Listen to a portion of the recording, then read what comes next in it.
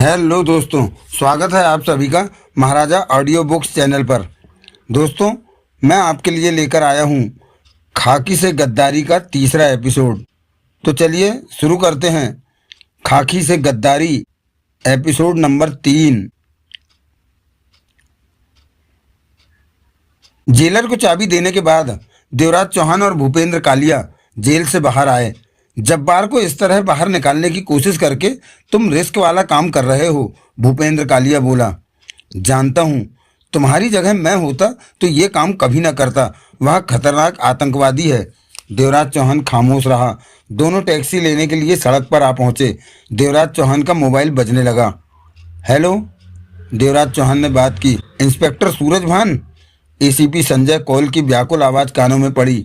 बहुत ही बुरी खबर है, शर्मा का किसी ने मर्डर कर दिया है। ओह, ये आप क्या कह रहे हैं? देवराज चौहान ने ढेर सारी हैरानी परेशानी जाहिर की। ये कैसे हो? मेरे ख्याल में बड़ा खान ने उसे मारा है। वह तुम्हारे साथ ड्यूटी दे रहा था और तुम जब्बार पर लगे हो। ये हो सकता है, देवराज चौहान ने आतुरता दिखाते हुए कहा। सब इंस्पेक्टर शर्मा की लाश कहाँ है? वह हमें एक वीरान सड़क पर पुलिस कार में मिली है। वहां से निकलने वाले लोगों ने पुलिस को खबर दी। इसके साथ ही एसीपी संजय कौल ने बताया कि लाश कार में पड़ी है। मैं अभी वहां पहुंचता हूं सर। ये तो बहुत बुरा हुआ, कहकर देवराज चौहान ने फोन बंद कर दिया। क्या हुआ? किसी पुलिस वाले की लाश मिली है, मुझे वहां जाना होगा। देवराज चौहान ने चाबी निकालकर भूपेंद्र कालिया को दी। ये फ्लैट की चाबी है, तुम वहां जाओ, मैं फुर्सत पाकर वहीं आऊँगा। फ्लैट से बाहर मत निकलना। खाने पीने का सामान फ्रिज में पड़ा है। ये वर्दी उतार कर दूसरे कपड़े पहन लेना। कल काम करना है, वर्दी खराब नहीं होनी चाहिए। अगले 4 घंटे देवराज चौहान वहीं पर पुलिस वालों के पास रहा, जहां पुलिस कार के भीतर शर्मा का शव मिला था। एसीपी कॉल भी वहां था। कार्रवाई हो चुकी थी। फिंगरप्रिंट कार से उठाए जा चुके थे। शर्मा की रिवॉल्वर पांवों के पास पायदान पर पड़ी मिली होने से पुलिस वालों का अनुमान था कि मरने से पूर्व शर्मा ने खुद को बचाने के लिए रिवॉल्वर का इस्तेमाल करने की चेष्टा की, परंतु सफल नहीं हो पाया था। एसीपी कौल देवराज चौहान के पास आया। शर्मा रात तुम्हारे पास से कब गया?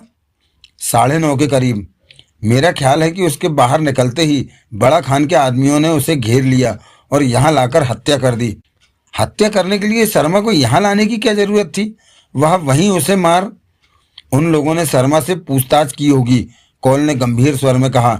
शर्मा इन दिनों तुम्हारे साथ ड्यूटी पर था। शायद बड़ा खान के आदमी जब्बार के बारे में जानना चाहते होंगे कि कहीं उसने मुंह तो नहीं खोला। सूरज भान, ये तुम्हारे लिए चेतावनी है। बड़ा खान तुम्हें भी अपना निशाना बना सकता है। मैं सतर्क रहूंगा सर, देवराज चौहान ने कहा। शर्मा के मरने का मुझे बहुत दुख है, कहकर कौल अन्य पुलिस वालों के साथ व्यस्त हो गया। देवराज चौहान का फोन बजा। हेलो, देवराज चौहान ने बात की। पहले कत्ल करते हो और फिर उसी कत्ल की तफ्तीश करते हो, बड़ा खान की आवाज़ कानों में पड़ी। तुम अच्छी तरह जानते हो बड़ा खान कि मैंने शर्मा को क्यों मारा। देवराज चौहान का स्वर धीमा था। तुम्हें मुझसे डरना चाहिए। मैं डरने वाला नहीं। तुम्हें शक कैसे हुआ कि रात के खाने में जहर है? उधर से बड़ा खान ने पूछा। मैं अपराधियों की सोचों से वाकिफ हूँ कि वह कब क्या करते हैं। फिर बड़ा खान जैसे डरपोक अपराधी के विचारों को जान लेना मेरे लिए मामूली बात है, देवराज चौहान ने सख्त स्वर में कहा। तुम मुझे डरपोक कहकर मेरा संयम नहीं तोड़ सकते, क्योंकि मैं जानता हूँ कि मैं डरपोक नहीं हूँ। तुम डरपोक हो क्योंकि खुद छिपे रहते हो और अपने आदमियों से काम करवाते हो। दौलत वाला इंसान ऐसे ही अपराध करता है, उधर से बड़ा खान ने हंसकर कहा। मैं जब्बार के बारे में जानना चाहता हूँ कि उसके साथ तुम्हारी क्या खिचड़ी पक रही है। देवराज चौहान के चेहरे पर जहरीली मुस्कान नाच उठी। जब्बार मलिक तुम्हारी तरह बेवकूफ़ नहीं है। वह समझदार है और हालातों को बखूबी समझता है। क्या क्या बताया उसने तुम्हें? सब कुछ। मेरे आदमी कभी भी तुम तक पहुंच सकते हैं। तुम कभी भी पकड़े या मारे जा सकते हो। कुछ लंबी खामोशी के बाद बड़ा खान की आवाज़ आई। ये नामुमकिन है। क्यों? मुझ तक कोई नहीं पहुंच सकता। मुझ जैसा सुरक्षित दूसरा कोई नहीं। मैंने आज तक जिन जिन के एनकाउंटर किए हैं वे सब भी ऐसा ही सोचते थे, परंतु मारे गए। मेरे आदमी। तुम अपने किन आदमियों की बात कर? पुलिस वाले, देवराज चौहान ने फौरन कहा। अभी तक तुम यही समझ रहे हो कि मैं अकेला दिल्ली से आया हूँ, परंतु गुप्त तौर पर मेरे साथ 11 लोग भी हैं। मैं जब भी किसी काम पर निकलता हूँ तो इसी तरह निकलता हूँ। वह 11 के 11 अचूक निशानेबाज हैं, चालाक और फुर्तीले हैं। जब्बार मुझे जो बता रहा है उसी के आधार पर मैं उन्हें आदेश देकर उनसे काम ले रहा हूँ। वह कभी भी तुम तक पहुँच सकते हैं। बकवास। उधर से बड़ा खान एकाएक गुर्रा उठा। मेरी सही बात को तुम बकवास कहे? इंस्पेक्टर सूरजभान यादव, उधर से बड़ा खान ने शब्दों को चबाकर कहा। मैं जहां पर हूं वहां मेरी मर्जी के बिना सिर्फ हवा ही पहुंच सकती है, और ये जगह जब्बार नहीं जानता। देवराज चौहान हंस पड़ा, फिर बोला, मैं तुम्हें ऐसी बात बताता हूं जो कि तुम नहीं जानते। क्या? जब्बार मलिक तुम्हारी जासूसी किया करता था। जब्बार ने ही कही ये बात। तुम सोच भी नहीं सकते कि वह तुम्हारे बारे में क्या क्या जानता है। सच में जब्बार का दिमाग बहुत तेज है। तुम ये सब बातें मुझे क्यों बता रहे हो? बड़ा खान की आवाज़ कानों में पड़ी। क्योंकि मैं तुम्हारी परवाह नहीं करता। तुम मरने वाले हो। दिल्ली से मुझे जब्बार मलिक के लिए नहीं, तुम्हारे लिए भेजा गया है कि तुम्हें खत्म कर दूं, और मैं अपना काम पूरा करने के काफ़ी नज़दीक हूं। मैंने आज तक जिन लोगों का शिकार किया है वे कभी समझ ही नहीं पाए कि मैं कब और कैसे उन तक पहुंच गया। तुम इन बातों से मुझे कमज़ोर नहीं बना सकते। 2 दिन में जब्बार जेल से बाहर होगा। उसने वादे के मुताबिक तुम्हारे बारे में सब बता। मुझे तुम्हारी किसी बात पर यकीन नहीं आ रहा। 2 दिन बाद जब्बार से मिल लेना। वैसे आज रात तुम मेरा क्या करने वाले हो? क्या मतलब? कल तुमने मुझे खाने में जहर देने की चेष्टा की, आज रात मुझे मारने के लिए क्या करोगे? मैं जवाब देने की जरूरत नहीं समझता। पुलिस का ख्याल है कि बड़ा खान ने शर्मा को मारा है। मानता हूँ, पुलिस के ख्याल से मुझे कोई फर्क नहीं पड़ता, लेकिन एक बात तो तय है कि तुम मौत के करीब पहुंच चुके हो। बड़ा खान से पंगा लेकर तुमने भारी मुसीबत मोल ले ली है। अब तुम कहोगे कि मैं जम्मू से भाग जाऊं। कहीं भी जाओ, परंतु बच नहीं सकते। लेकिन तुमने मुझे उलझा दिया है। जब्बार को पुलिस या कानून इस तरह जेल से बाहर नहीं निकाल सकती, और तुम कहते हो कि वह 2 दिन में जेल से बाहर होगा। यकीनन ये संभव नहीं। देख लेना, कानून इस तरह किसी को आज़ाद नहीं कर। इसका जवाब तुम्हें 2 दिन में मिल जाएगा, देवराज चौहान ने कहा और फोन बंद कर दिया। पुलिस वाले अपनी कार्रवाई के अंतिम चरण पर पहुंच चुके थे। कॉल से विदा लेकर देवराज चौहान एक पुलिस वाले की मोटरसाइकिल पर जा बैठा, जो कि वहां से जा रहा था। भीड़ भाड़ वाले इलाके में पहुंचकर देवराज चौहान ने मोटरसाइकिल छोड़ी और ऑटो में सवार होकर उस बाजार में पहुंचा जहां उसे शर्मा लाया था। वह सतर्क था कि बड़ा खान के आदमी उस पर हमला न कर दें। फिर देवराज चौहान उस दुकान पर पहुंचा जहां उसने दाढ़ी मूछों और विग को तैयार करने को कहा था। उसका सामान तैयार था, सब कुछ वैसा ही था जैसा उसने बनाने को कहा था। उसके बाद देवराज चौहान फ्लैट पर पहुंचा। भूपेंद्र कालिया फ्लैट पर ही था। देवराज चौहान ने उसे विग दाढ़ी मूछें लगाकर देखी। सब ठीक था। दूर से देखने पर जब्बार जैसा ही लग रहा था। वहाँ ये ठीक है, देवराज चौहान ने कहा, उतार लो, हमारी तैयारी ठीक हो रही है। तुम्हें भरोसा है कि कल तुम जब्बार को जेल से निकाल लोगे? भूपेंद्र कालिया ने पूछा। आसमान से कोई मुसीबत ना गिरी तो मैं पक्का उसे जेल से बाहर ले आऊंगा, देवराज चौहान ने कहा। पहले मैं नहीं जानता था कि यह मामला बड़ा खान से जुड़ा है, भूपेंद्र कालिया बोला। तुम्हें इससे कोई फर्क नहीं पड़ता क्योंकि तुम इस मामले से कोई वास्ता नहीं रखते। शाम हो रही है, कुछ देर बाद मैं पीना चाहूंगा, बोतल ले आऊं? उसने कहा। रोज पीते हो? देवराज चौहान ने उसे देखा। कभी कभी, आज इसलिए पी रहा हूं कि कल से पुलिस के चक्कर में फंस जाना है, भूपेंद्र कालिया हंसा। आधी बोतल पड़ी है, पी लेना। खाना बनाना जानते हो? कुछ कुछ। तो आज रात का खाना जैसा तैसा भी हो तैयार कर लेना। हमारे बाहर जाने में खतरा है। कल जब्बार को जेल से बाहर लाना है और मैं आज रात कोई रिस्क नहीं लेना चाहता। तुम्हें डर है कि बड़ा खान तुम्हारे साथ कुछ कर सकता है?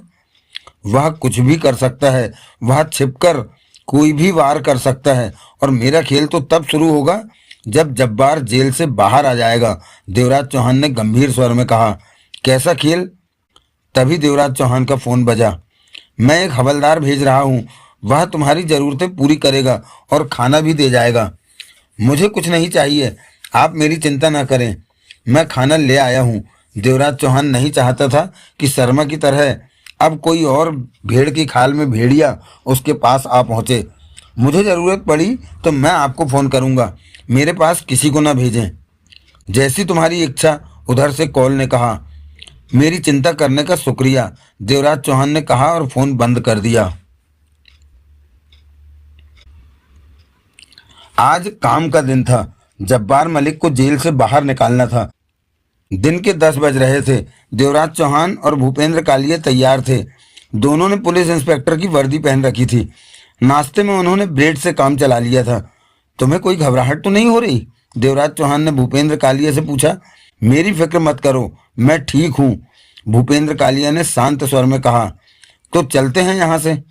दोनों फ्लैट से बाहर निकले, फ्लैट लॉक किया। ऑटो में जम्मू की सेंट्रल जेल पहुंचे।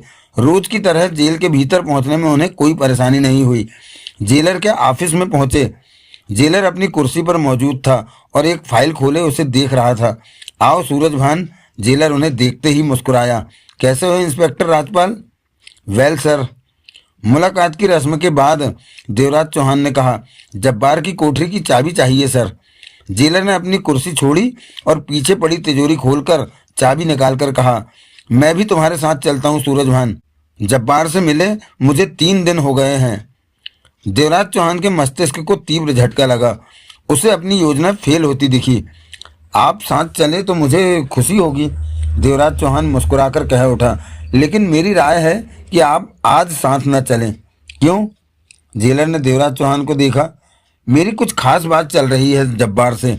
हो सकता है वह आज बड़ा खान के बारे में मुंह खोल दे, परंतु आपके साथ होने से मेरी सारी मेहनत पर पानी फिर सकता है।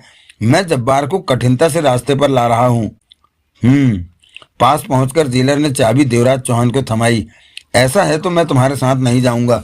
वैसे आपको साथ ले जाकर मुझे खुशी होती, और मुझे खुशी होगी अगर तुम जब्बार का मुंह खुलवा सके, जेलर ने कहा। देवराज चौहान भूपेंद्र कालिया के साथ जेलर के ऑफिस से बाहर निकला। मैं तो घबरा ही गया था जब जेलर ने साथ चलने को कहा, भूपेंद्र कालिया बोला। ऐसी बातों को ही आसमानी मुसीबत कहते हैं, देवराज चौहान ने शांत स्वर में कहा। दोनों कुछ ही आगे बढ़े थे कि सामने से कबीर अली आता दिखा। वहां आ रहा है, भूपेंद्र कालिया धीमे स्वर में बोला। कबीर अली पास आते ही कह उठा, सर। साथ ही उसने सैल्यूट दिया। मैं चाय लेकर वहां पहुंचता हूं। आज नहीं, देवराज चौहान ने कहा, मुझे जल्दी वापस जाना है। कुछ और चाहिए तो कह दीजिए सर। अभी तो कुछ भी नहीं, दोपहर बाद मैं फिर आऊँगा, तब चाय लूँगा। जी सर। देवराज चौहान और भूपेंद्र कालिया आगे बढ़ गए। तुम सफल हो जाओगे? भूपेंद्र कालिया ने पूछा। आशा तो है, मैंने तो फंसना ही फंसना है।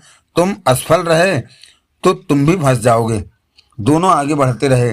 देवराज चौहान को अब जेल में पहरा देने वाले पहचानने लगे थे। रोज की तरह 10 मिनट में ही वे जब्बार मलिक की कोठरी पर जा पहुंचे। रोज की तरह 6 गनमैन पहरे पर इधर उधर फैले हुए थे। सलाखों के पास जब्बार मलिक नहीं दिख रहा था। देवराज चौहान ने चाबी लगाकर ताला खोला। कौन है? भीतर से जब्बार की आवाज आई। मैं हूँ, देवराज चौहान बोला। आ जाओ। देवराज चौहान ने 4 बार चाबी घुमाने के बाद दरवाजे को धकेला तो खुलता चला गया। देवराज चौहान ने भीतर प्रवेश किया। साथ ही भूपेंद्र कालिया ने भीतर प्रवेश किया। सीमेंट के चबूतरे के पास जब्बार मलिक मौजूद था। क्लीन शेव्ड, सिर के बाल उसने खुद ही काटकर छोटे छोटे कर लिए थे। नहाया हुआ था वहां। गंभीर आंखों से उसने देवराज चौहान और भूपेंद्र कालिया को देखा।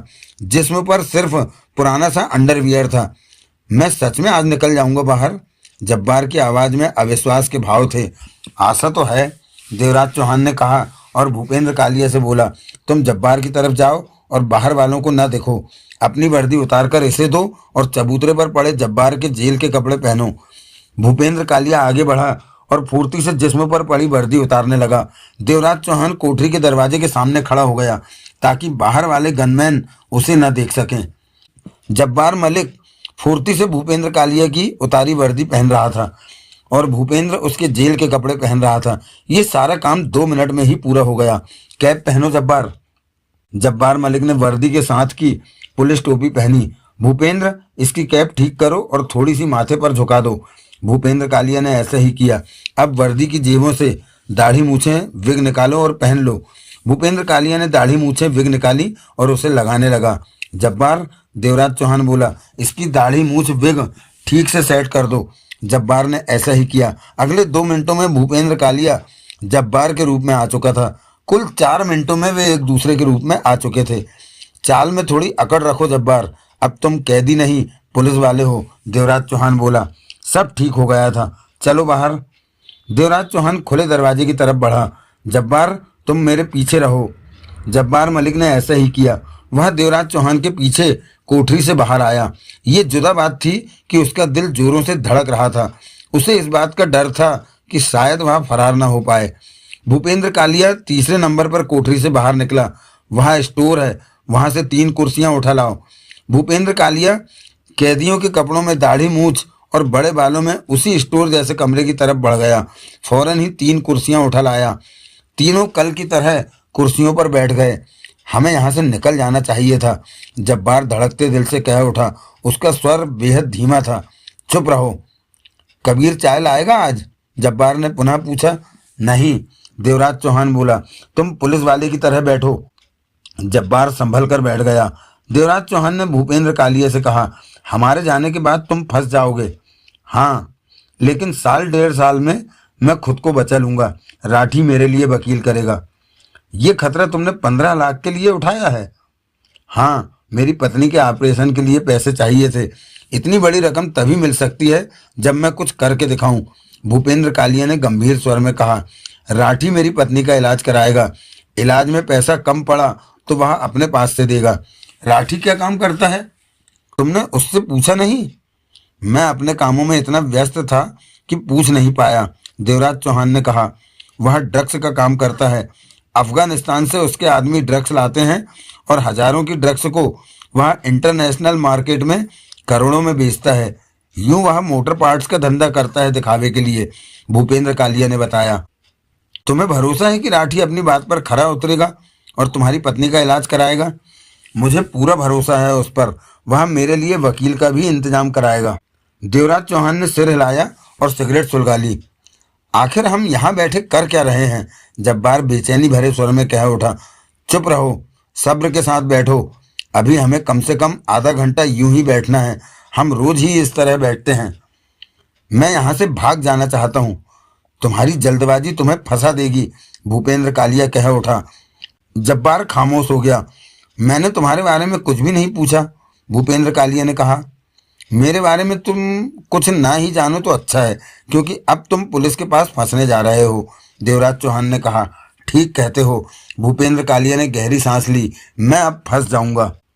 पुलिस तुम्हें जब्बार का साथी समझेगी क्योंकि तुमने इसे फरार करवाने में सहायता की। मैंने सिर्फ इंस्पेक्टर सूरजभान यादव की सहायता की।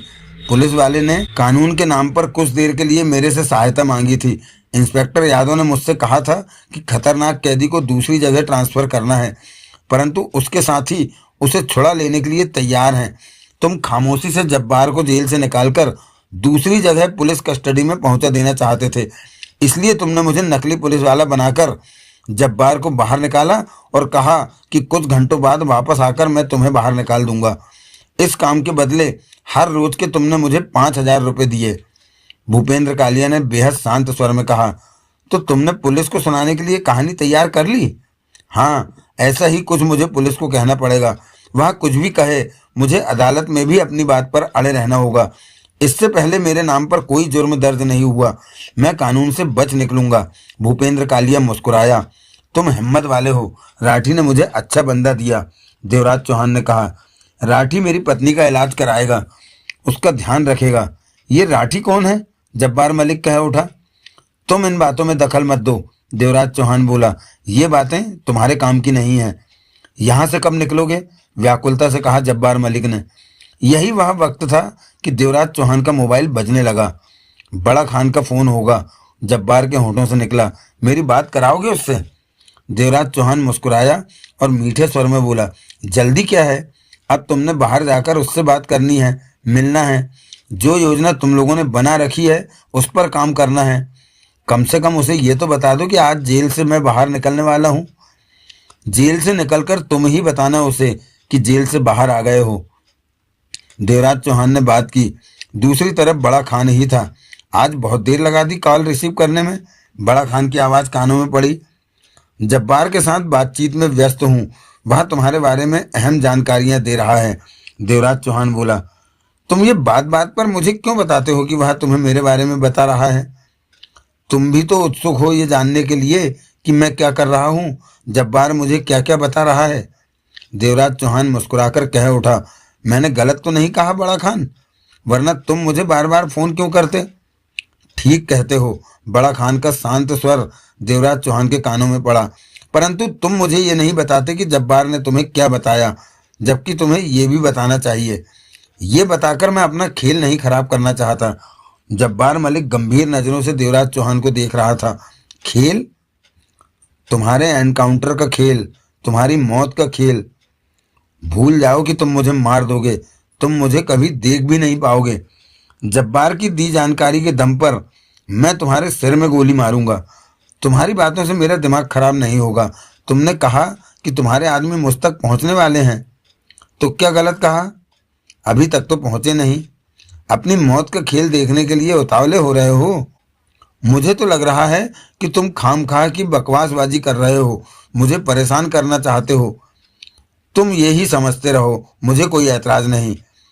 जब्बार इस वक्त तुम्हारे सामने बैठा है, मैं जानता हूँ। बड़ा खान ने उधर से कहा। मैंने कब इनकार किया? मेरी बात कराओ जब्बार से। नहीं, जब्बार की दी जानकारी तुम अपने तक रखो तो 30 करोड़ तुम्हारा। जहां कहो वहां पहुंचा देता हूं। मैं रिश्वत नहीं लेता। 35 करोड़ ले लो। बेकार कोशिश कर रहे हो। मैं रिश्वत नहीं लेता। वैसे भी जब्बार के साथ मेरा जो समझौता हुआ, बकवास मत करो। उस समझौते में कोई दम नहीं है। जो तुमने बताया, तुम पुलिस वाले हो और जब्बार को जेल से नहीं निकाल सकते। कानून से बंधे हो तुम, जबकि तुमने कहा है कि तुम जब्बार को जेल से निकाल दोगे। सच कहा है। तुम्हारी बात मानने लायक है ही नहीं। बहुत जल्दी जब्बार आजाद होगा और तुम समझ जाओगे कि मेरे समझौते में दम है। तुम पागल हो। मैं तुम्हें 35 करोड़ दे रहा। देवराज चौहान ने फोन बंद करके जेब में रख लिया।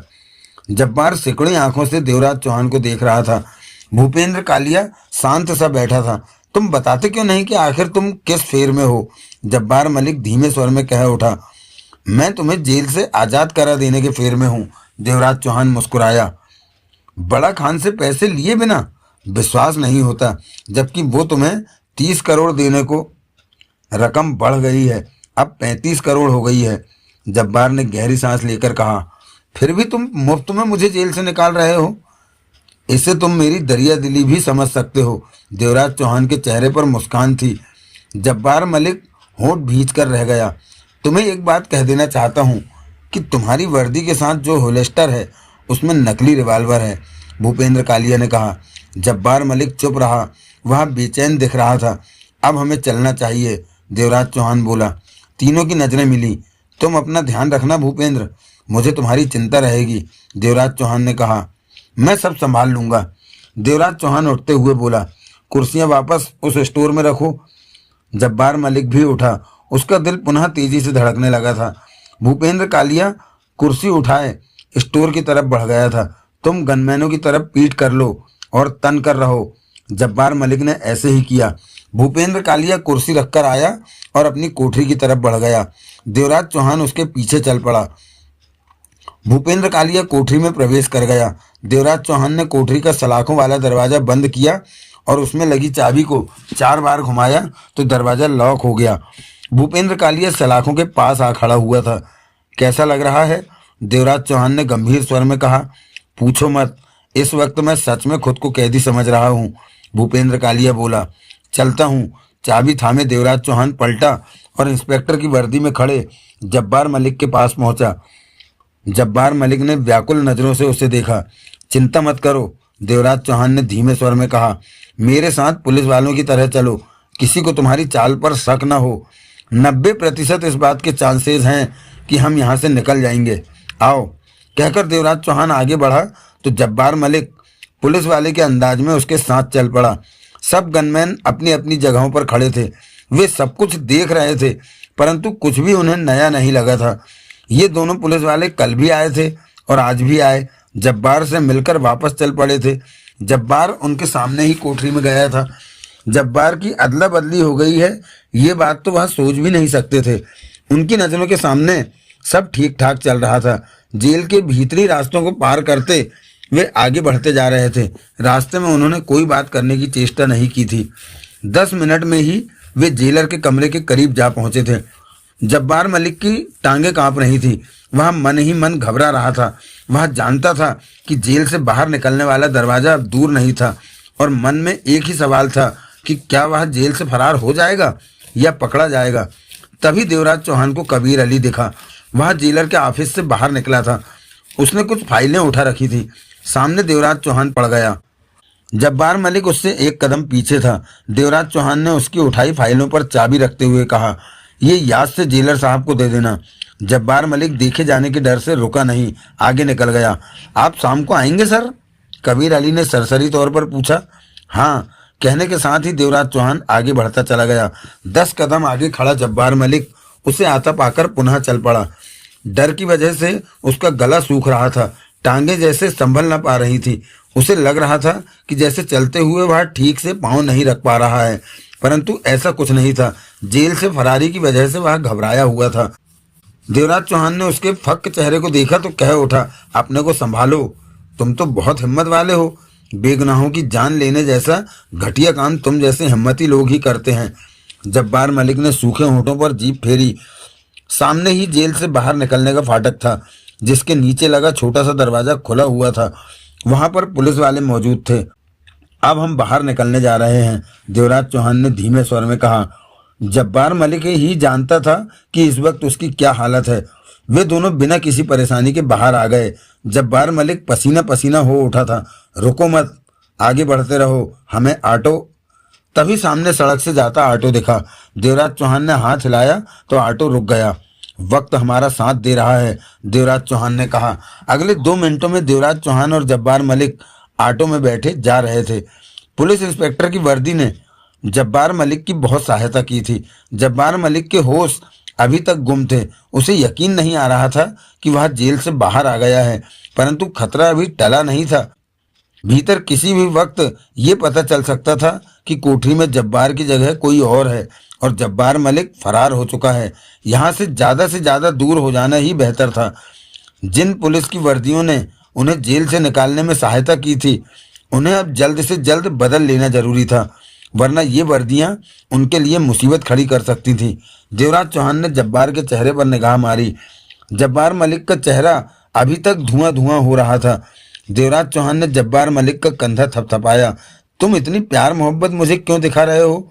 बेचैन सा जब्बार मलिक कह उठा। बकरा जब कटने वाला हो तो उस पर ज्यादा प्यार उमड़ आता है, देवराज चौहान बोला। बकरा?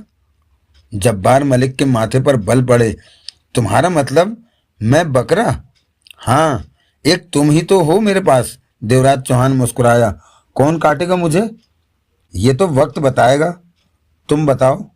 वक्त बताए तो ज्यादा बेहतर होगा। मेरे बताने से तुम्हें विश्वास नहीं होगा। तुम पहेलियां बुझा रहे। तुमने खाकी की ताकत देख ली कि किस आसानी से तुम जेल से बाहर आ गए। अब यही खाकी तुम्हें फंसा भी सकती है। जेल में बात खुलने की देर है कि तुम फरार हो गए हो तो पुलिस वाले खाकी वालों को ही ढूंढेंगे। इस वर्दी से जल्दी से छुटकारा पा। तुम्हारी योजना जितनी आसान थी उतनी आसानी से मैं जेल से बाहर आ गया। कुछ भी आसान नहीं था। तुमने जो देखा सिर्फ उतनी ही योजना नहीं थी। मैं इस पर पहले से काम कर रहा था। किसी की भी जरा सी गलती की वजह से योजना ताश के पत्तों की तरह ढेर हो सकती थी, परंतु सब ठीक होता चला गया। देवराज चौहान ने कहा। तुम मेरे कटने की बात कर रहे थे? देवराज चौहान मुस्कुराया। कौन काटेगा मुझे? जब्बार मलिक ने गंभीर स्वर में कहा। देवराज चौहान ने ऑटो वाले को रुकने को कहा। सड़क के किनारे ऑटो रुका।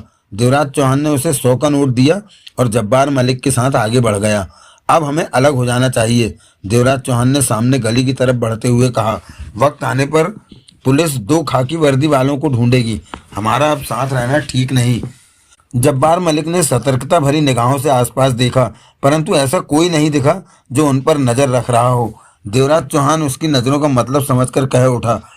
मैंने तुम्हें जुबान दी थी कि कोई तुम्हारे पीछे नहीं होगा, वह जुबान अभी तक कायम है। जब्बार मलिक ने गहरी नजरों से देवराज चौहान को देखा। क्या देख रहे हो? तुमने आखिर मुझे जेल से निकाला क्यों? बेकार का सवाल है ये। तुम मेरे साथ कोई चाल चल रहे हो। मैं तुम्हारे साथ चाल चल चुका हूं। तुम मेरी चाल में फंस चुके हो जब्बार मलिक। कैसी चाल? जल्दी ही तुम्हें पता चल जाएगा। देवराज चौहान ने गली में ठिठक कर जेब से रिवॉल्वर निकालकर उसे दी। ये रख लो, तुम्हें अब कभी भी इसकी जरूरत पड़ सकती है। मुझे जरूरत नहीं, आधे घंटे में मैं हथियार हासिल कर लूंगा, जब्बार बोला। और अगर आधे घंटे से पहले तुम्हें हथियार की जरूरत पड़ गई तो? इतनी जल्दी पुलिस मुझे नहीं पकड़। पुलिस की बात कौन कर रहा है? देवराज चौहान ने उसे रिवॉल्वर थमाई और 500 के कुछ नोट निकालकर भी उसे जबरदस्ती दिए। हथियार और पैसा, इन दोनों चीजों की जरूरत पड़ेगी तुम्हें। पता नहीं तुम कैसे पुलिस वाले हो, मैं तुम्हें समझ नहीं पाया, जब्बार मलिक बोला। बकरों के साथ मैं ऐसे ही पेश आता हूँ। देवराज चौहान मुस्कुरा पड़ा। जब्बार मलिक ने गहरी सांस ली, फिर कह उठा, इंस्पेक्टर सूरजभान यादव, मैं तुम्हें हमेशा याद रखूंगा। तुम जैसे भी हो, आखिर तुमने मुझे जेल से बाहर निकाला है। मैं जानता हूं तुम मुझे कभी नहीं भूलोगे। कहने के साथ ही देवराज चौहान ने जेब से एक कागज निकाला और उसे देता कह उठा, इसमें मेरा मोबाइल नंबर लिखा है। मेरा नंबर याद कर लो और कागज फाड़ देना।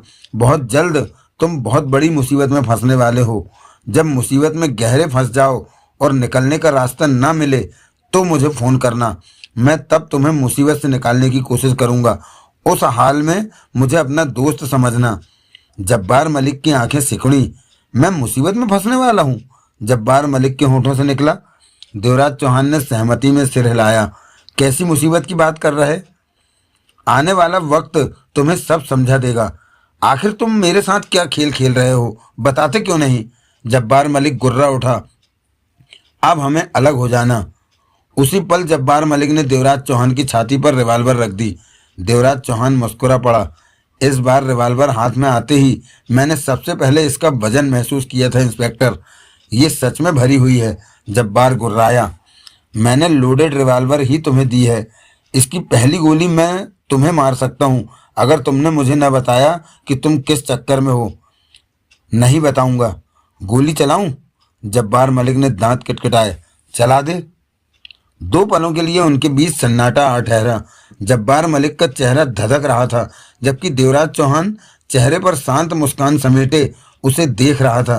तुम मजाक समझ रहे हो इंस्पेक्टर, लेकिन मैं सच में गोली चला। तुम मुझ पर गोली नहीं चला सकते, देवराज चौहान ने शांत स्वर में कहा। मैंने तुम्हें जेल से निकाला है, वरना तुम कभी भी जेल से आजाद नहीं हो सकते थे। वहीं एड़ियां रगड़ रगड़ कर मर जाते। दांत किटकिटाकर जब्बार मलिक ने उसकी छाती से रिवॉल्वर हटाई और कह उठा, भाड़ में जा। इसके साथ ही पलटकर रिवॉल्वर और नोट जेब में डालकर गली में बढ़ता चला गया। देवराज चौहान ने मुस्कुराकर सिगरेट सुलगाई, उसे जाते देखा, फिर गली की दूसरी तरफ बढ़ गया। होठों पर लगी मूछें उतारकर एक तरफ उछाल दी। देवराज चौहान वहां से सीधा राठी के घर पहुंचा। तब राठी कहीं जाने की तैयारी में था कि उसे देखकर ठिठक गया। तुम्हारी मूछें कहाँ गई? राठी की निगाह उसके चेहरे पर थी। उतार दी, देवराज चौहान ने शांत स्वर में कहा। मुझे कपड़े दो पहनने को, ये वर्दी उतारनी है। उलझन में फंसे राठी ने बेडरूम में ले जाकर कपड़े दिए। देवराज चौहान ने वर्दी उतारी और राठी की दी पैंट कमीज पहनने लगा। मेरा आदमी, राठी ने कहना चाहा। भूपेंद्र कालिया जेल में है, अब तक वह फंस चुका होगा या फंस जाएगा, देवराज चौहान बोला। इसका मतलब तुम्हें जिसे जेल से निकालना था निकाल दिया? हाँ, मेरा काम हो चुका है, देवराज चौहान ने कहा। ये वर्दी यहाँ से 10 किलोमीटर दूर फेंक देना। राठी ने वर्दी को देखा, फिर उसे देखकर कहा, तुम पुलिस वाले हो? नहीं। क्या कर रहे हो तुम, बताओगे? देवराज चौहान वर्दी में फंसा रखी नोटों की गड्डियां निकालता कह उठा। नहीं बता सकता। तुम्हारा नाम? वह जानने की जरूरत नहीं, देवराज चौहान मुस्कुराया। इंस्पेक्टर सूरजभान यादव की प्लेट छाती में लगाए तुमने जेल से किसी को फरार करवा दिया है। हाँ, इस तरह तो इंस्पेक्टर सूरजभान यादव फंसेगा। उसे कुछ नहीं होगा, सबने मेरा चेहरा देखा है। वह समझ जाएंगे कि मैं नकली था। सूरज भान ने आखिर तुम्हें ऐसा करने की इजाजत कैसे दे दी? उसने मुझे हर काम करने की छूट दे रखी है। तुमने बताया कि वह घायल है। हाँ, कैसे घायल हुआ वह? और तुम जो कर रहे हो, क्या उसका संबंध उसके घायल होने से है? हाँ। मुझे नहीं बताओगे कि यह मामला क्या है? नहीं, ये नाजुक और खतरनाक मामला है, देवराज चौहान ने गंभीर स्वर में कहा। तुम मुझे सब कुछ बताओ तो तुम्हारे काम में मैं तुम्हारी सहायता कर सकता हूँ। अभी तो सब ठीक चल रहा है। जब मुझे तुम्हारी सहायता की ज़रूरत पड़ेगी तो ज़रूर बताऊंगा। मुझे एक लैपटॉप की ज़रूरत है। लैपटॉप? ना हो तो कंप्यूटर से भी काम चल जाएगा, देवराज चौहान ने कहा। मैंने किसी को रिवॉल्वर दी है। उस रिवॉल्वर पर नन्ही सी माइक्रोचिप लगी है। माइक्रोचिप का कोड मैं जब लैपटॉप सिस्टम में डालूंगा तो लैपटॉप की स्क्रीन पर मुझे उस इंसान की लोकेशन पता चलनी शुरू हो जाएगी जिसे मैंने रिवॉल्वर दी थी। तुम्हें लैपटॉप मिल जाएगा। राठी बहुत गंभीर स्वर में बोला। तुम पुलिस वाले नहीं हो? नहीं। तो फिर ये सब काम कैसे कर रहे हो जो? मुझे सब आता है। अपने बारे में मुझसे क्यों छिपा रहे हो? बताने की ज़रूरत नहीं समझता। मुझे लैपटॉप दो, मुझे अपना काम शुरू करना है। तुम अब यहीं रुकोगे? ज़्यादा नहीं, 1-2 दिन। मैं सूरज भान की खातिर तुम्हारे काम आ रहा हूँ। तुम इसी कमरे में रहना, खामखा बाहर मत निकलना, क्योंकि तुम कानून के साथ खेल रहे हो। पुलिस ने तुम्हें यहाँ से पकड़ा तो मैं भी फंस जाऊँगा। शुक्रिया। मैं नौकर से कह जाऊँगा, वह तुम्हारी ज़रूरतों का ध्यान रखेगा, कहकर राठी बाहर निकल गया। देवराज चौहान ने सिगरेट सुलगाई और कमरे की खिड़की खोल ली। 10 मिनट बाद एक आदमी भीतर आया। वह लैपटॉप ले आया था। देवराज चौहान ने उससे लैपटॉप ले लिया। वह आदमी बेड पर पड़ी वर्दी उठाने लगा तो देवराज चौहान ने पूछा, इसे कहाँ फेंकोगे? राठी साहब ने कहा है कि यहाँ से 10 किलोमीटर दूर कहीं भी फेंक दूँ, वह बोला। देवराज चौहान के सिर हिलाने पर वह बाहर निकल गया। देवराज चौहान ने लैपटॉप को ऑन किया और उसमें व्यस्त हो गया। तभी एक नौकर भीतर आकर बोला, आप कुछ लेना पसंद करेंगे? खाने में क्या है? लैपटॉप में व्यस्त देवराज चौहान ने कहा। लंच भी है। वह लंच नहीं, सैंडविच और कॉफ़ी मिल जाएगी? यहाँ हर चीज़ मिलेगी साहब जी, आप अपनी ज़रूरत कह दीजिए, नौकर मुस्कुराकर बोला। सैंडविच कॉफ़ी ला दो। नौकर चला गया। देवराज चौहान लैपटॉप में ही व्यस्त रहा। 15 मिनट में सैंडविच और कॉफ़ी नौकर दे गया। देवराज चौहान सैंडविच खाने और कॉफ़ी पीने के दौरान भी लैपटॉप के बटनों से खेलता रहा।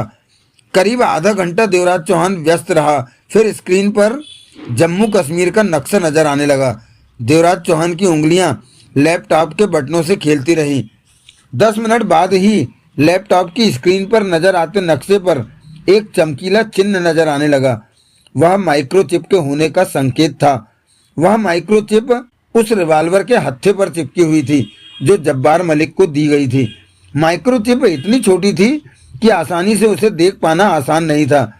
अब लैपटॉप का संबंध माइक्रोचिप से जुड़ चुका था। जब्बार मलिक जहाँ जहाँ जाएगा रिवॉल्वर उसके साथ होगी और जिस इलाके में वह पहुँचेगा चमकीले बिंदु को उसी इलाके पर स्थिर हो जाना था। इस सारे काम में सबसे अहम बात थी कि जब्बार मलिक कहाँ कहाँ जा रहा है। इस तरह जब्बार मलिक पर नज़र रखी जा सकती थी कि उसके लिंक कहाँ कहाँ पर हैं। इसके साथ ही देवराज चौहान के मस्तिष्क में अब आगे की योजना तैयार हो रही थी। उसने नौकर को बुलाकर एक और काफी लाने को कहा। उसी पल उसका मोबाइल बजने लगा, जबकि ये मोबाइल इंस्पेक्टर सूरज भान यादव का ही था। हेलो, देवराज चौहान ने फ़ोन पर बात की। इंस्पेक्टर सूरज भान यादव? ये आवाज़ बड़ा खान की थी। कहो बड़ा खान। देवराज चौहान के चेहरे पर कुटिलता भरी मुस्कान उभरी। तुमने जब्बार मलिक को जेल से फरार करवा दिया। बड़ा खान की कानों में पड़ने वाली आवाज़ में गंभीरता थी। कैसे जाना? जेल में जब्बार मलिक की फरारी को लेकर हंगामा मचा हुआ है, वहाँ मौजूद मेरे आदमियों ने बताया। तुम्हें तो खुशी हो रही होगी कि जब्बार मलिक जेल से बाहर आ गया। कुछ खामोशी के बाद बड़ा खान की आवाज़ कानों में पड़ी। खुशी तब होती अगर तुमने मेरे से कीमत लेकर उसे फरार करवाया होता। मैंने जब्बार को समझौते के तहत फरार करवाया है। उसने मुझे तुम्हारे बारे में सब बता दिया है। पुलिस आर्टिस्ट से तुम्हारे चेहरे का स्केच भी उसने बनवाया। अब तुम झूठ बोल रहे हो। तुम? वह कैसे? ऐसा कुछ हुआ होता तो मुझे खबर मिल जाती। तुम सिर्फ जब्बार से बातें करते रहे कुर्सियों पर बैठकर, स्केच नहीं बनवाया। चलो मान लिया कि नहीं बनवाया। देवराज चौहान फोन पर मुस्कुरा उठा। मुझसे झूठ बोलकर तुम मुझे परेशान करना चाहते हो इंस्पेक्टर? ऐसा ही समझ लो। लेकिन तुम्हारी इस बात पर मुझे विश्वास हो गया कि जब्बार ने तुम्हें मेरे बारे में बताया है। न बताया होता तो तुम उसे जेल से फरार न करवाते। परंतु एक बात मुझे समझ नहीं आई। क्या? आखिर तुम उसे जेल से फरार कैसे करवा सकते हो? तुम पुलिस वाले हो, तुम्हारा कानून अब तुम्हें नहीं छोड़ेगा। देवराज चौहान हंस पड़ा। इसमें हंसने की क्या बात है? ये मेरी सिरदर्दी है, मैं इसे संभाल लूंगा। मैं तुम्हें ठीक से समझ नहीं पा रहा हूँ इंस्पेक्टर। जब तक मैं तुम्हें समझाना ना चाहूँ तुम कुछ भी नहीं समझ सकते। तुम्हें अपने बारे में चिंता करनी चाहिए। बड़ा खान की आवाज़ नहीं आई। मेरे आदमी और मैं तुम्हें कभी भी शूट कर सकते। मैं सुरक्षित हूँ, तुम लोग मुझ तक कभी नहीं पहुँच सकते। इस बात का डर मुझे मत दिखाओ। परंतु तुम चाहो तो अभी भी मेरे से पैसा कमा सकते हो। मुझे ये बताओ कि जब्बार ने तुम्हें क्या बताया और पैसा लो। मैं रिश्वत नहीं लेता। कुछ तो बात है इंस्पेक्टर। क्या बात? तुमने करोड़ों रुपया नहीं लिया और जब्बार को यूं ही जेल से निकाल दिया। कुछ तो बात है। सोचते रहो, इसका जवाब मैं तुम्हें मिलने पर दूंगा। मिलने पर? मैं बहुत जल्दी तुम तक पहुंचने वाला हूं। ये बकवास करनी अब बंद भी करो। ऐसी झूठी बातों से तुम मेरा दिमाग खराब नहीं कर सकते। इस बात का जवाब तुम्हें वक्त देगा। जब्बार कहाँ है? देवराज चौहान की निगाह लैपटॉप की स्क्रीन पर दिखाई दे रहे नक्शे पर चमकते बिंदु पर गई। वह अभी तुम तक पहुंचा नहीं। बड़ा खान की आवाज़ नहीं आई। वह जल्दी तुमसे मिल लेगा। देवराज चौहान ने हंसकर कहा। तुम्हारे आदमी उस पर नजर रख रहे होंगे। बिल्कुल नहीं। तुम जब्बार के दम पर मुझ तक पहुंचना चाहते हो? नहीं, कोई भी उसका पीछा नहीं कर रहा। तो क्या जब्बार मेरे बारे में तुम्हें खबर देकर मुझे फंसा देगा? जेल से आज़ादी की कीमत वह इस तरह चुकाएगा? ऐसा भी नहीं है इंस्पेक्टर। कहो, सुन रहा हूँ। अब जब्बार मलिक मेरे काम का नहीं रहा। मेरे काम का तब होता जब तुमने मेरे से पैसा लेकर उसे जेल से निकाला होता। उसके और तुम्हारे बीच कोई समझौता हुआ है जो कि जाहिर है कि मेरे खिलाफ ही होगा। समझौते के बारे में मैं तुम्हें नहीं बता सकता। जानता हूँ तुम नहीं बताओगे। तुम कोई ज़बरदस्त खेल खेल रहे हो मेरे खिलाफ। मैं उस खेल को समझ नहीं पा रहा हूँ। परंतु जब्बार मलिक अब मेरे काम का नहीं रहा, क्योंकि वह मेरे खिलाफ तुम्हारे सामने मुंह खोल चुका है। देवराज चौहान के चेहरे पर मुस्कान नाच उठी। तुम्हारी बातों में आकर जब्बार मलिक मेरे लिए खतरा बन सकता है। तुमने उसे यूं ही जेल से नहीं निकाला होगा। देवराज चौहान के चेहरे पर मुस्कान छाई रही। तभी नौकर आया और कॉफ़ी रखकर चला गया। बड़ा खान, देवराज चौहान ने कहा, यह अब तुम्हारा और जब्बार का मामला है। मुझे इस बात से कोई मतलब नहीं कि तुम दोनों अब आपस में कैसे रिश्ते रखते हो।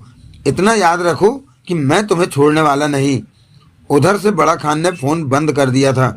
देवराज चौहान ने मोबाइल बेड पर रखा और कॉफ़ी का प्याला उठाकर घूंट भरा। उसी पल मोबाइल पुनः बज उठा। हेलो, देवराज चौहान ने मोबाइल पर बात की। इंस्पेक्टर सूरज भान? एसीपी संजय कौल की हड़बड़ाई आवाज़ कानों में पड़ी। ये तुमने क्या किया? जब्बार को जेल से क्यों निकाला? तुम दोनों कहाँ हो? जानते हो कि तुमने कितना गलत काम किया है जब्बार को जेल से भगाकर? देवराज चौहान के चेहरे पर गंभीरता आ गई। तुम सुन रहे हो मेरी बात? हाँ कमिश्नर साहब, सुन रहा। कमिश्नर साहब, क्या तुम बात करना भी भूल गए? तुम्हारी भलाई इसी में है कि तुम अपने को और जब्बार को मेरे हवाले कर दो। मैं दिल्ली फ़ोन करके तुम्हारी रिपोर्ट देने जा रहा हूँ कि तुमने क्या कर दिया है। मैं इंस्पेक्टर सूरज भान यादव नहीं हूँ कमिश्नर, देवराज चौहान ने शांत स्वर में कहा। क्या? कमिश्नर कौल की तेज आवाज़ कानों में पड़ी। तुम इंस्पेक्टर सूरज भान यादव नहीं हो? तुम चाहते हो कि मैं तुम्हारी इस बात पर भरोसा कर लूं? अपने को और जब्बार को कानून के हवाले कर। मैं सच में सूरज भान यादव नहीं हूँ, पुलिस वाला नहीं हूँ, देवराज चौहान ने कहा। दिल्ली से आप इंस्पेक्टर सूरज भान की तस्वीर मंगाकर मेरी कही बात का सच झूठ पता लगा सकते हो। हे भगवान, क्या तुम सच में सूरज भान नहीं हो? नहीं तो तुम पुलिस की वर्दी पहनकर सूरज भान के नाम पर हमें धोखा देते रहे। ये बात ठीक कही। मेरे पास जो मोबाइल फोन है वह अवश्य सूरजभान यादव का है।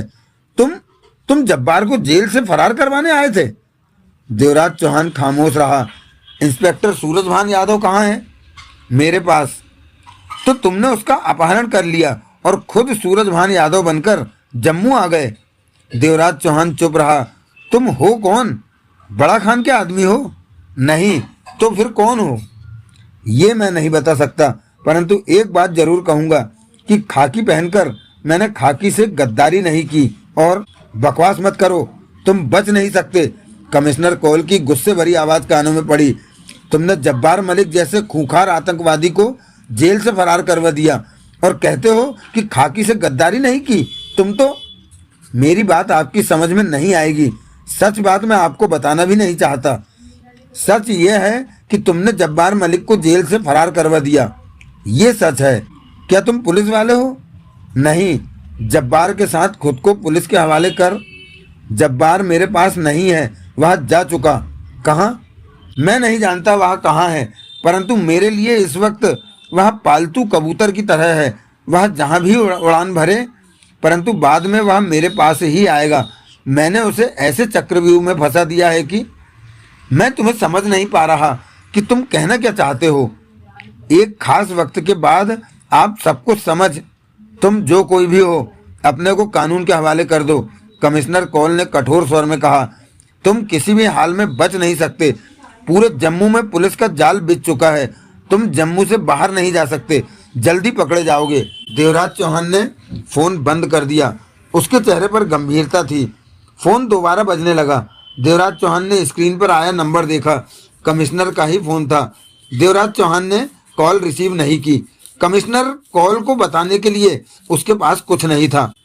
देवराज चौहान की निगाह स्क्रीन पर मौजूद जम्मू के नक्शे के बीच चमकते बिंदु पर बार बार जा रही थी। वह बिंदु नहीं, जब्बार मलिक की वहां पर मौजूदगी का एहसास था। नक्शा बता रहा था कि जब्बार इस वक्त खबर नामक इलाके में मौजूद है। देवराज चौहान के चेहरे पर गंभीरता नाच रही थी। उसने सिगरेट सुलगा ली थी। उसे कुछ दिन पहले की दिल्ली की बातें याद आई। वह जगमोहन के साथ होटल में ठहरा हुआ था। मुंबई से दिल्ली आए उन्हें 10 दिन हो चुके थे और जिस काम के लिए वे आए थे वह काम पूरा हो चुका था। वापसी प्लेन की अपेक्षा उन्होंने ट्रेन से करने का मन बनाया था।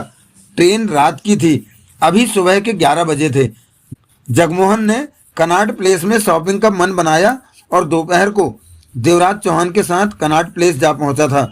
मौसम अच्छा था। अभी वे रेडीमेड कपड़ों की दुकान के बाहर ही थे कि 10 कदमों के फासले पर उन्होंने एक पुलिस कार रुकती देखी।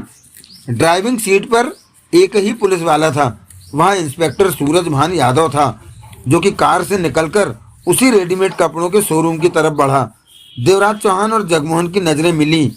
चिंता मत करो, इस पुलिस वाले का हमसे कोई मतलब नहीं, देवराज चौहान ने कहा। मैं कहाँ चिंता कर रहा हूँ, जगमोहन मुस्कुराया। तभी 2 काम एक साथ हुए। पहला तो ये कि सूरजभान यादव उनके पास से निकला। दूसरा, उसी वक्त तेज धमाके के साथ सामने खड़ी पुलिस कार उड़ गई। आग के जलते टुकड़े आसपास से गुजरते लोगों पर गिरे। 2 लोग उस धमाके की चपेट में आ गए और उनके शरीर के चीथड़े उड़ गए। सूरजभान यादव जगमोहन से टकराया और लड़खड़ाकर नीचे जा गिरा। फिर संभला। वहां चीख पुकार मच गई थी। देवराज चौहान और जगमोहन स्तब्ध रह गए थे, इस तरह धमाके से कार उड़ती देखकर। इंस्पेक्टर सूरजभान यादव खड़ा हो चुका था और हड़बड़ाया सा लग रहा था। वह जलती कार को देख रहा था। उसे यकीन नहीं आ रहा था कि उसकी पुलिस कार बम धमाके से उड़ गई है। उसे मारने की चेष्टा की गई है। अभी कोई कुछ ठीक से समझा भी नहीं था कि तभी देवराज चौहान की निगाह 2 आदमियों पर पड़ी, जो कि जेबों में हाथ डाले इंस्पेक्टर सूरजभान यादव को देखते उसकी तरफ बढ़ रहे थे। देवराज चौहान समझ गया कि उनके हाथ रिवाल्वरों पर हैं। वे इस पुलिस वाले को मारने का इरादा रखते हैं। इन्होंने ही उसकी कार में बम लगाया होगा। देवराज चौहान इस वक्त रिवाल्वर नहीं निकालना चाहता था। लोगों की भीड़ थी। गोलियां चली तो किसी को भी लग सकती थी। देवराज चौहान पास खड़े सूरजभान यादव की बांह पकड़कर कह उठा, वह तुम्हें मारने आ रहे हैं। सूरजभान यादव ने चौंक कर उधर देखा। पास आ चुके दोनों बदमाश भी समझ गए कि इंस्पेक्टर ने उन्हें देख लिया है। जगमोहन की निगाह भी तब तक दोनों पर टिक चुकी थी। तभी जगमोहन ने उनमें से एक पर छलांग लगा दी। तुम भाग जाओ इंस्पेक्टर, कहने के साथ ही देवराज चौहान दूसरे व्यक्ति पर झपट पड़ा, परंतु इंस्पेक्टर यादव भागा नहीं और दांत भींचकर रिवॉल्वर निकाल ली। उस आदमी ने बाह आगे करके अपने पर झपटते देवराज चौहान को अपनी बगल की तरफ धक्का दिया और सूरजभान पर गोली चला दी, जो कि सूरजभान के पेट में लगी। उसी पल सूरजभान के रिवॉल्वर से भी गोली निकली, परंतु निशाना चूक गया। जगमोहन दूसरे आदमी से भिड़ा हुआ था। चीख पुकार शोर मचा हुआ था। सामने ही सड़क पर कार जल रही थी। देवराज चौहान संभलकर पुनः उस आदमी पर झपटा, जो दोबारा सूरजभान पर फायर करने जा रहा था। सूरजभान ने पेट पकड़ रखा था, चेहरे पर पीड़ा थी, दूसरे हाथ में रिवॉल्वर थी। आसपास ज्यादा भीड़ होने के कारण सूरजभान गोली चलाने में हिचक रहा था। तभी उसने देवराज चौहान को रिवॉल्वर वाले से उलझते देखा। उसने देवराज चौहान को एक तरफ गिराकर 3-4 गोलियां सूरजभान पर चला दी। एक गोली सूरजभान के कंधे पर लगी और दूसरी उसकी छाती पर, तीसरी कमर में घुसकर पीछे से निकल गई, चौथी खाली गई और भीड़ में एक औरत को जा लगी। हर तरफ दहशत का माहौल बन गया था। लोग दूर भागने लगे, जबकि इंस्पेक्टर सूरजभान यादव नीचे जा गिरा। तभी वह बदमाश जिसने सूरजभान पर गोलियां चलाई थी, वह भाग खड़ा हुआ। देवराज चौहान उसके पीछे न गया और सूरजभान यादव के पास पहुंचा। तुम्हें तो कई गोलियां लगी, देवराज चौहान ने कहना चाहा। मुझे यहाँ से ले चलो, सूरजभान ने डूबते स्वर में कहा। मैं तुम्हें अस्पताल नहीं, वहां मत ले जाना। सूरजभान का स्वर धीमा पड़ता जा रहा था। बड़ा खान मुझे मार देगा। बड़ा खान? ये कौन है? वह मेरे परिवार तक भी पहुंचेगा। मेरे बीवी बच्चों को बचा लो। वह कहाँ है? देवराज चौहान ने होंठ भींचकर पूछा। सूरजभान ने अपने घर का पता बताया और बेसुध हो गया। जगमोहन दूसरे व्यक्ति को पकड़ रखने की चेष्टा कर रहा था, जबकि वह भाग जाना चाहता था। उसे जाने दो, देवराज चौहान ने कहा। जगमोहन ने उसे भाग जाने दिया और पास आ पहुंचा। तुमने इसे छोड़ देने को क्यों कहा? इसकी हालत ठीक नहीं है, कई गोलियां लगी हैं इसे। ये मामला उतना नहीं है जितना कि नजर आ रहा है। इस पुलिस वाले के परिवार वालों को भी बचाना है। देवराज चौहान ने घायल सूरजभान को उठाया, उसे कंधे पर लादा और आगे बढ़ गया। इसने बेहोश होने से पहले अस्पताल में ले जाने से मना कर दिया था। इसे किसी बड़ा खान से खतरा है। वे दोनों बड़ा खान के ही आदमी थे। उस कार की तरफ चलो। बेहोश सूरजभान को कंधे पर लादे देवराज चौहान सड़क किनारे खड़ी कार के पास पहुंचा। कार में चाबियां लटक रही थी। कार का मालिक शायद बाहर निकलकर देख रहा होगा कि यहाँ क्या हो रहा है। जगमोहन ने स्टीयरिंग सीट संभाली और कार स्टार्ट की। देवराज चौहान ने सूरजभान को पीछे वाली सीट पर लेटाया और दरवाजा बंद करके खुद पास ही बैठ गया। तभी जगमोहन ने एक आदमी को दौड़कर कार के पास आते देखा।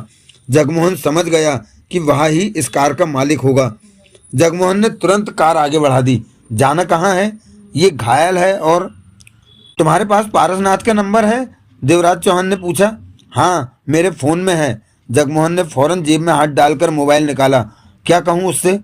इसे रखने के लिए हमें किसी जगह की ज़रूरत है और पारसनाथ से डॉक्टर की बात करो।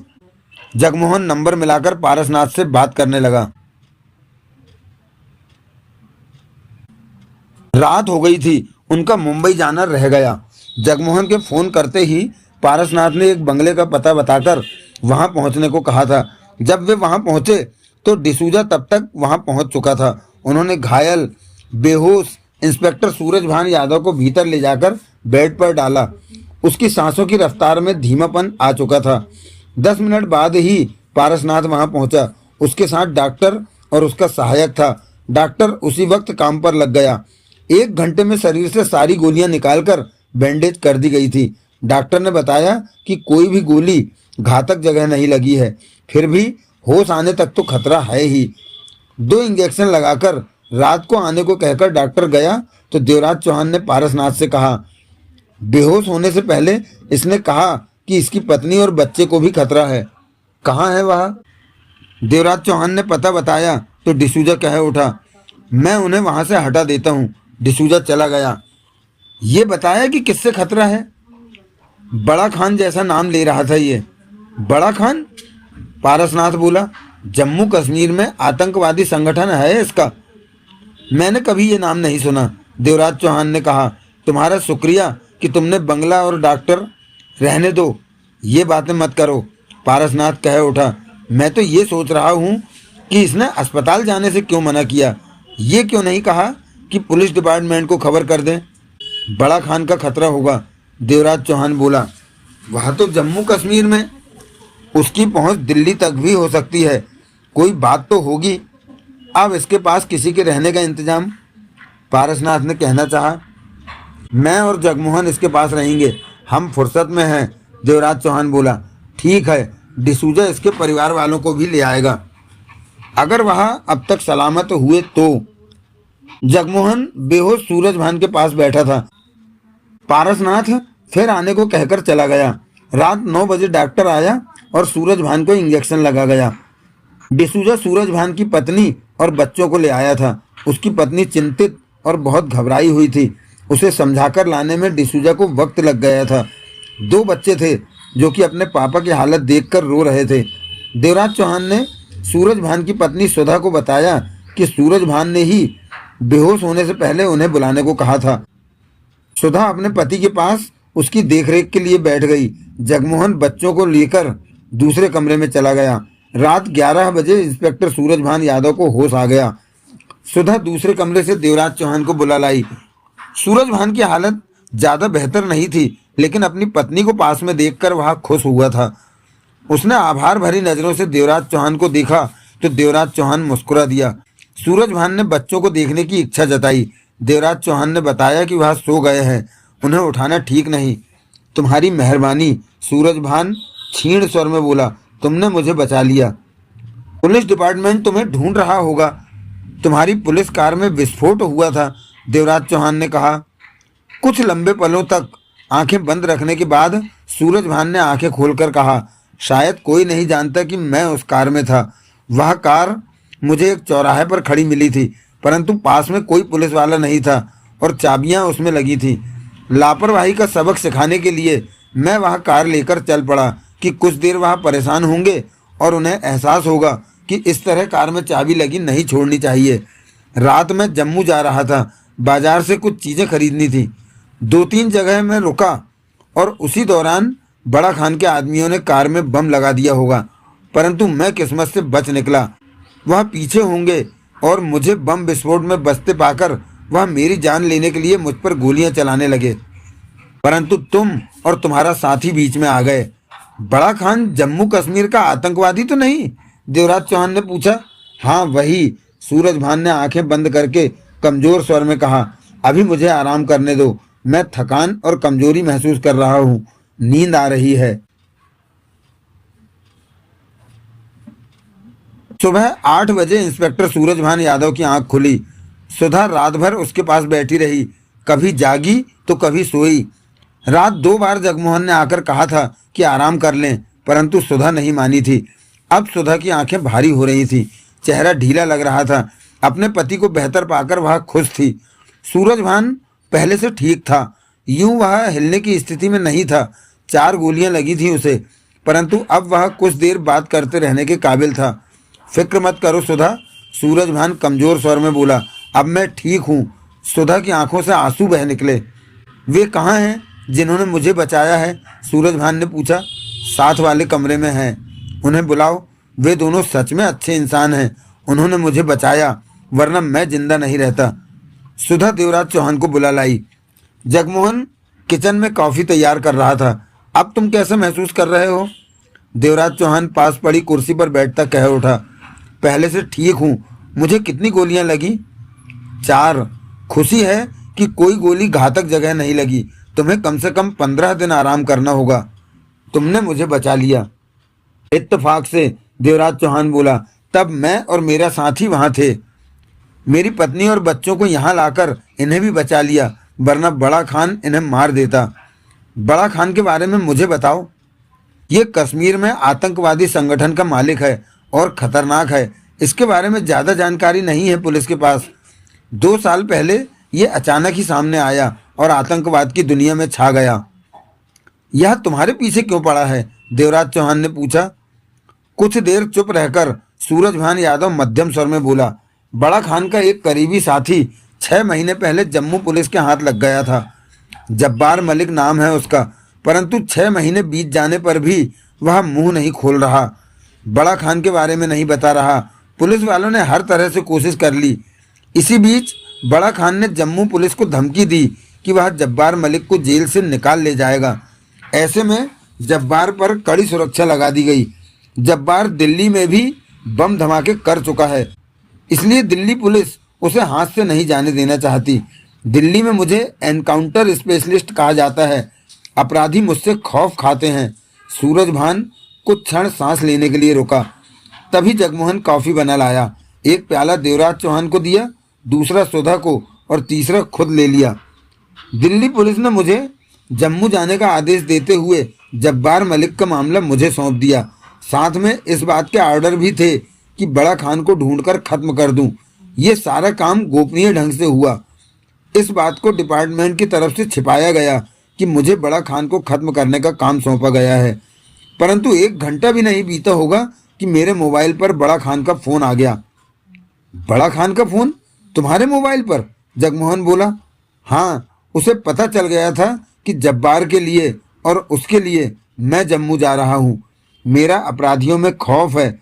यहाँ मुझे एनकाउंटर स्पेशलिस्ट कहा जाता है। आज तक मैंने 32 एनकाउंटर किए हैं। ऐसे अपराधी जो देश और जनता के लिए घातक होते हैं, उन्हें मैं मार देना पसंद करता हूँ। बड़ा खान ने मुझे स्पष्ट धमकी दी कि अगर मैंने जम्मू जाने का प्रोग्राम रद्द नहीं किया तो वह मुझे और मेरे परिवार को मार देगा। परंतु मैंने उसकी धमकी की परवाह नहीं की। ऐसी धमकियाँ मुझे अक्सर मिलती रहती हैं। हर 2 घंटे में बड़ा खान का धमकी भरा फ़ोन आने लगा। बीती रात मुझे जम्मू के लिए रवाना होना था। 2 दिन से मुझे बड़ा खान की धमकियों भरे फ़ोन आ रहे थे, परंतु ये जानकर कि उसका ही फ़ोन है, मैं फ़ोन काट देता। इतना तो मैं समझ चुका था कि बड़ा खान के लोग पुलिस डिपार्टमेंट में मौजूद हैं। तभी तो उसे तुरंत ये बात पता चल गई कि उसे मारने का काम मेरे हवाले करके मुझे जम्मू भेजा जा रहा है। तो इसी कारण गोलियां लगने के बाद तुमने अस्पताल जाने से मना कर दिया और पुलिस को खबर न देने को कहा। हाँ, मैं अस्पताल ले जाया जाता तो मौका पाकर बड़ा खान के हाथों बिका पुलिस वाला ही मुझे बेहोशी की हालत में मार देता। इसमें कोई शक नहीं कि बड़ा खान के हाथ बहुत लंबे हैं। सूरजभान गहरी गहरी सांसें लेने लगा। तुम आराम करो, अभी तुम्हारी तबीयत ठीक नहीं है, देवराज चौहान ने कहा। परंतु सूरजभान पुनः कह उठा, कल मैं जम्मू जाने की तैयारी कर रहा था। कुछ चीज़ें खरीदने बाजार निकला था और मुझे मारने की कोशिश की गई। ऐसी कोशिश कि मैं बच न सकूं, परंतु तुम दोनों की मेहरबानी से मैं बच गया। सूरजभान को देखते हुए दोनों कॉफ़ी के घूंट भर रहे थे। सुधा उदास सी कॉफ़ी का प्याला थामे बैठी थी। कुछ चुप रहकर सूरजभान कह उठा, तुम कौन हो? जगमोहन ने देवराज चौहान को देखा। देवराज चौहान मुस्कुराया। तुम आराम करो, देवराज चौहान बोला। मुझे बताओ तुम दोनों कौन हो? तुम लोग साधारण इंसान नहीं हो सकते। कल जो हालात थे, उन हालातों को देखते ही लोग भाग जाते हैं, परंतु तुम लोग खाली हाथों से ही हथियारबंद बदमाशों से भिड़ गए। ये हौसला आम इंसान में नहीं हो सकता।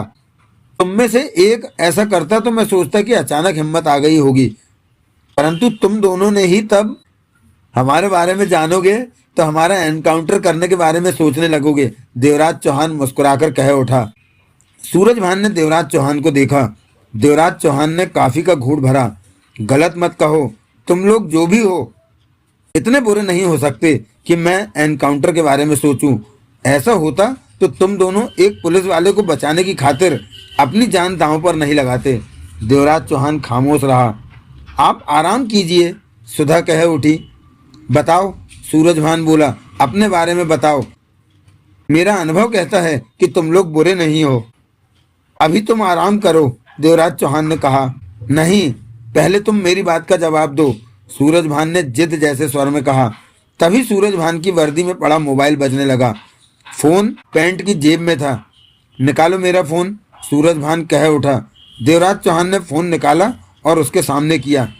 बेड पर लेटा सूरजभान स्क्रीन पर आया नंबर देखता रहा, फिर बोला, ये शायद बड़ा खान का ही फ़ोन है। ये सुनते ही देवराज चौहान ने जाने क्या सोचकर कॉल रिसीव कर ली। हेलो, देवराज चौहान बोला। कौन बोल रहा है? बड़ा खान की ही आवाज थी, परंतु देवराज चौहान आवाज को पहचानता नहीं था। देवराज चौहान चुप रहा और फोन सूरज भान के कानों से लगा दिया। कौन हो तुम? इस बार बड़ा खान की आवाज सूरज भान के कानों में पड़ी। सूरज भान ने आंखों की सहमति से देवराज चौहान को बताया कि ये बड़ा खान ही है। तुम जिससे बात करना चाहते हो वह ही बोल रहा हूँ, देवराज चौहान ने फोन कान से लगाकर कहा। सूरज भान यादव? हाँ, तुम्हारी आवाज़ कुछ बदली लग रही है। सच बात तो यह है कि मुझे जिंदा पाकर तुम्हारे कान खराब हो गए हैं बड़ा खान, जो मेरी आवाज़ को भी नहीं पहचान रहे। मैं इंस्पेक्टर सूरज भान यादव, एनकाउंटर स्पेशलिस्ट, देवराज चौहान ने कठोर स्वर में कहा। ओह, तुम अभी जिंदा हो? पूरी तरह सलामत भी हूँ। देवराज चौहान गुर्रा उठा। ये नहीं हो सकता, मेरे आदमी कहते हैं कि उन्होंने तुम्हें मार दिया है। फिर तो तुम मेरे भूत से बात कर रहे हो, देवराज चौहान कठोर स्वर में बोला। मैं जरूर मारा जाता अगर कार में लगा बम 10 सेकंड पहले फट जाता, लेकिन तुम्हें मारने के लिए मैं जिंदा रहा। साले कुत्ते, तू मुझे मारेगा? बड़ा खान को मारेगा? बड़ा खान की गुर्राहट भरी आवाज कानों में पड़ी। एनकाउंटर स्पेशलिस्ट हूँ, तुम जैसों को खत्म करना ही मेरा फर्ज है। तुम शायद बड़ा खान की हस्ती नहीं जानते जो ऐसा कह रहे हो। तुम जैसे आतंकवादी की कोई हस्ती है ही नहीं। बहुत जल्दी तुम्हें पता चल जाएगा।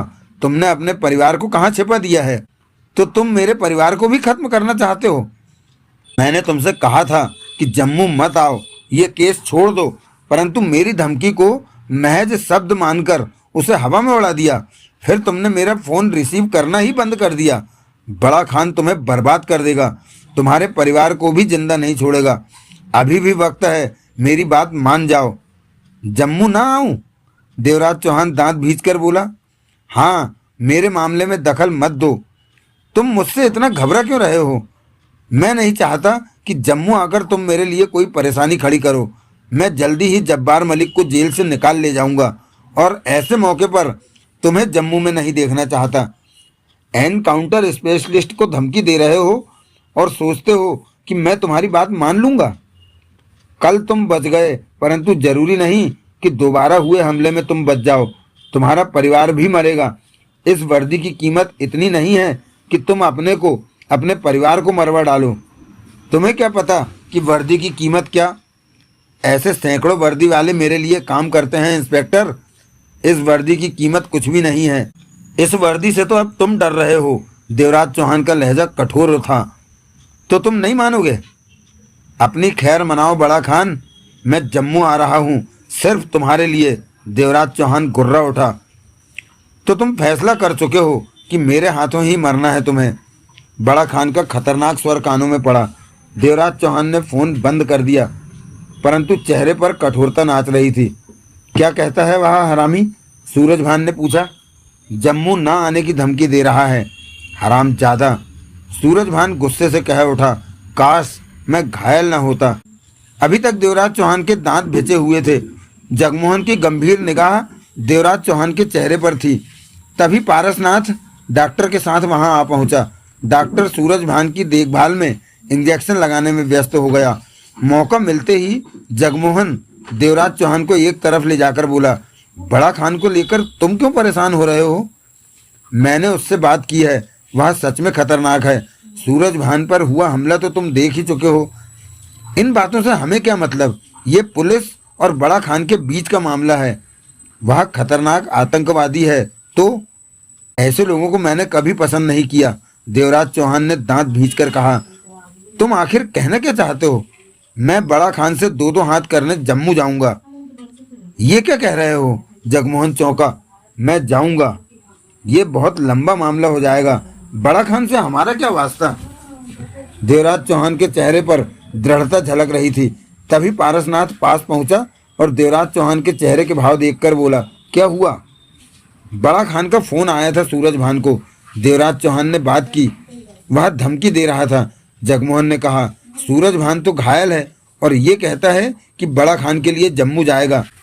तुम्हें क्या जरूरत है? पारसनाथ गंभीर स्वर में देवराज चौहान से बोला। बड़ा खान से बात करके मुझे अचानक ही जरूरत महसूस होने लगी जम्मू जाने की। देवराज चौहान ने कड़वी मुस्कान के साथ कहा, वह आतंकवादी है और इस पुलिस वाले के परिवार के पीछे पड़ चुका है। ये इस तरह कब तक रहेंगे?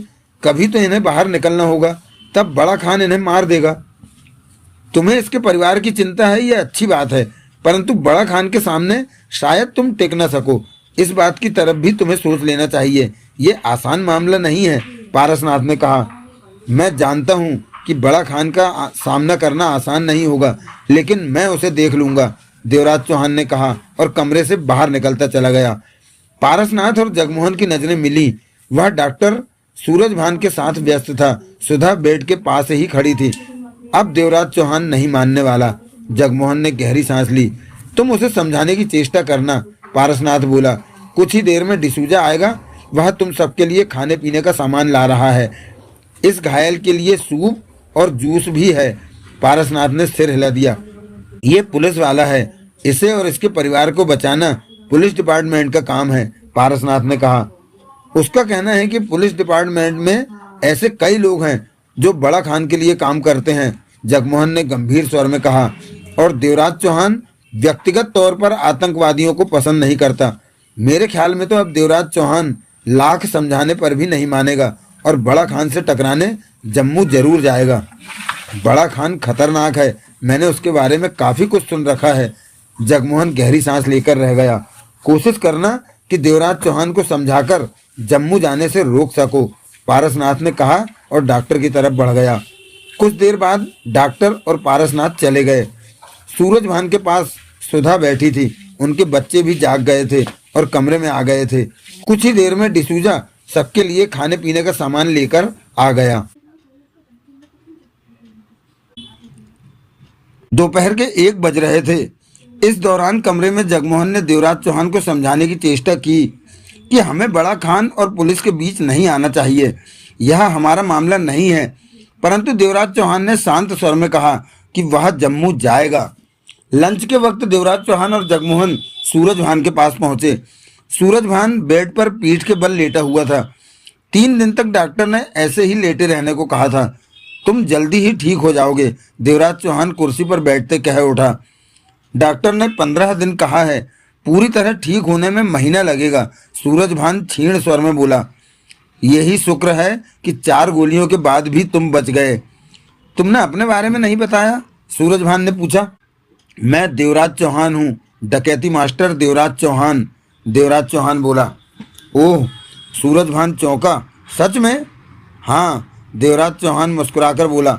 अब तुम मेरा एनकाउंटर कर देने के बारे में सोचोगे? मुझे यकीन नहीं आ रहा। तुम डकैती मास्टर देवराज चौहान ही हो, वह कह उठा। मैं ही हूँ। तुम जगमोहन हो? सूरजभान ने जगमोहन को देखकर कहा। हाँ। सूरजभान ने गहरी सांस ली और आंखें बंद कर ली। आधे मिनट बाद आंखें खोली और गंभीर स्वर में बोला। तुम जब भी मेरे सामने आते मैं तुम्हारा एनकाउंटर नहीं करता। क्यों? क्योंकि तुम जनता और देश के लिए खतरनाक नहीं हो। तुम सिर्फ डकैतियां डालते हो, पैसा लूटते हो। कई बार तुम अंडरवर्ल्ड की लड़ाइयों में भी शामिल पाए गए, परंतु तुमने उन्हीं को मारा जो अपराधी थे, ऐसे लोगों को जो गैरकानूनी काम में शामिल थे। मैंने कभी नहीं सुना कि तुमने किसी आम इंसान को मारा हो। मैं तुम्हारा एनकाउंटर नहीं करता। अगर मौका मिलता तो तुम्हें गिरफ्तार करने की चेष्टा कर सकता था, परंतु मेरा ध्यान एनकाउंटर करने पर ही रहता है। मैं उसी अपराधी पर हाथ डालता हूं जिसका जिंदा रहना अब ठीक ना हो। देवराज चौहान ने सिगरेट सुलगा ली। तुमने कई बार पुलिस की सहायता की, मैंने सुना है ऐसा कुछ। जो काम मुझे ठीक लगता है मैं वह ही करता हूँ, देवराज चौहान शांत स्वर में बोला। अब भी मैं कुछ करने की सोच रहा हूँ, शायद तुम्हें मेरी बात पसंद ना आए। क्या? मैं जम्मू जाऊंगा बड़ा खान के लिए। सूरजभान चौंक कर उसे देखने लगा। कई पलों तक उसे देखता रहा, फिर होंठ भींचकर कह उठा। हाँ, तुम कर सकते हो ये काम। देवराज चौहान ये काम कर सकता है। बड़ा खान माना हुआ आतंकवादी है, हम दो भला क्या कर लेंगे, जगमोहन बोला। सूरजभान ने जगमोहन को देखने के बाद देवराज चौहान को देखा। खतरा तो है ही, देवराज चौहान ने कहा। ये इसलिए ऐसा कह रहा है, परंतु मेरा जाना पक्का है इंस्पेक्टर। जगमोहन गहरी सांस लेकर रह गया। इस काम में तुम्हें कहीं पैसा नहीं मिलेगा देवराज चौहान, सूरजभान बोला। मैं पैसे के लिए ये काम नहीं कर रहा, अपने मन की शांति के लिए कर रहा हूँ। आतंकवाद को मैंने कभी पसंद नहीं किया, क्योंकि इसमें मासूमों की जान जाती है। जहां तक हो सका मैंने आतंकवादियों को खत्म किया है। सूरजभान कुछ पल देवराज चौहान को देखता रहा, फिर बोला, कैसे जाओगे जम्मू? कुछ सोचा है इस बारे में? अभी नहीं सोचा। तुम सूरजभान यादव बनकर क्यों नहीं जाते वहां? देवराज चौहान चौंका। जगमोहन के माथे पर बल पड़े। सुधा वहां बैठी अवश्य थी, परंतु उसकी सारी चिंता अपने पति के लिए थी। तुम क्या कहना चाहते हो? देवराज चौहान ने पूछा। मैं तुम्हारे रूप में जम्मू जाऊं? हाँ, इंस्पेक्टर सूरजभान यादव बनकर। वहां मुझे कोई नहीं जानता। मैं पहली बार जम्मू जा रहा था। मेरे रूप में तुम बड़ा खान तक जल्दी पहुंच सकोगे, परंतु खतरा भी ज्यादा होगा। बड़ा खान तुम्हें मारने की चेष्टा कर सकता है। मेरे रूप में तुम सफल रहे तो जेल में बंद जब्बार मलिक तक भी पहुंच जाओगे। तुम्हें काफी फायदा मिलेगा। पुलिस की पूरी सहायता मिलेगी। इस बारे में ऑर्डर की कॉपी मेरे पास है, मैं तुम्हें दे दूंगा। अगर मैं जम्मू में इंस्पेक्टर सूरजभान यादव बन पाने में सफल रहा तो हाँ, तुम पर भी बहुत कुछ निर्भर करता है। इसके लिए तुम्हें अपनी तस्वीर वाला आई कार्ड बनवाना होगा। बेशक मेरा कार्ड ले लो, उस पर अपनी तस्वीर लगाकर उसे सही कर सकते हो तो कर लेना। वर्दी मैं तुम्हें बता दूंगा कहाँ से मिलेगी, वहां से तुम अपने नाप की ले लेना। बाकी जैसा तुम चाहो। जम्मू में मेरी एक पहचान वाला राठी है। एक बार एनकाउंटर के दौरान मैंने उसकी जान बख्श दी थी। वह मेरा एहसान मानता है। तुम्हें उसका पता दे दूंगा। वह तुम्हारी हर संभव सहायता करेगा। फिर तुम इसे मुसीबत में भेज रहे हो? जगमोहन झल्लाकर कह उठा। मैंने जबरदस्ती तो नहीं की, सूरजभान ने कमजोर स्वर में कहा। यह डकैती मास्टर देवराज चौहान है, कोई बच्चा तो नहीं है कि मैं इसे बातों में फंसा लूंगा। जम्मू जाने के बारे में इसी ने कहा है कि तुम इसे समझाओ कि जम्मू में बड़ा खान का कितना खतरा है। मैं क्या समझाऊं? क्या यह ये बात जानता नहीं? अगर देवराज चौहान जम्मू में इंस्पेक्टर सूरजभान यादव बनने में कामयाब रहा तो पुलिस की सहायता भी इसके पास होगी। मैंने इसके बारे में बहुत सुन रखा है। ये हिम्मती है। जगमोहन कुछ कहने लगा तो देवराज चौहान ने टोका, तुम अब इस बारे में कुछ नहीं कहोगे। जगमोहन उखड़े मूड के साथ कमरे से बाहर निकल गया। इसे तुम्हारी चिंता है, सूरजभान ने मुस्कुराने की चेष्टा की। तुम मुझे अपने बारे में बातें बताओ, अपने करीबियों के बारे में बताओ, ताकि सूरजभान बनने में मुझे कोई दिक्कत ना आए, देवराज चौहान ने कहा। सूरजभान उसे अपने बारे में बताने लगा। उसके बाद देवराज चौहान 2 दिन तक इंस्पेक्टर सूरजभान यादव बनने की तैयारी करने में लगा रहा। जब भी वक्त मिलता सूरजभान से बातचीत करने में लग जाता। उसके बारे में बातें करके जानकारी हासिल करता। वर्दी ले आया था और आई कार्ड पर अपनी फोटो लगाकर उसे ठीक ठाक ढंग से तैयार कर लिया था। फोटो खिंचवाने से पहले नकली मूछें लगा ली थी। इसके लिए उसे बाजार से एक नकली मोहर बनवानी पड़ी थी। जम्मू के लिए ट्रेन में टिकट बुक करा ली थी। सूरजभान ने नंबर देकर देवराज चौहान से जम्मू एसीपी संजय कौल को फोन कराया और कल सुबह अपने पहुंचने की खबर दी। कौल ने कहा कि वह पुलिस वालों को उसे रिसीव करने स्टेशन भेज देगा। क्या तुम सच में कामयाब रहोगे देवराज चौहान? सूरजभान ने गंभीर स्वर में पूछा। तुम्हें शक क्यों है? बड़ा खान खतरनाक आदमी है। मेरी पूरी कोशिश होगी कि मैं सफल रहूं, परंतु वहां मैं अपने ढंग से काम करूंगा। इस मामले में तुम हर तरह से काम करने को आजाद हो, परंतु जम्मू पुलिस को तुमने ही संभालना है। हाँ, ये देखना मेरा काम है। इंस्पेक्टर सूरजभान यादव बनकर मैंने गलत काम किए तो तुम फंसोगे। बिल्कुल भी नहीं। कैसे? तुम्हें वहां सब देखेंगे, पहचानेंगे और बाद में मेरे सामने आने पर वे समझ जाएंगे कि वह मैं नहीं था, मेरे रूप में कोई और था। तब मैं ये भी कह सकता हूँ कि किसी ने मुझे कैद कर लिया था। मतलब कि तुम पर कोई आंच नहीं आएगी? देवराज चौहान ने कहा। नहीं। उधर जगमोहन गुस्से से भरा बैठा था।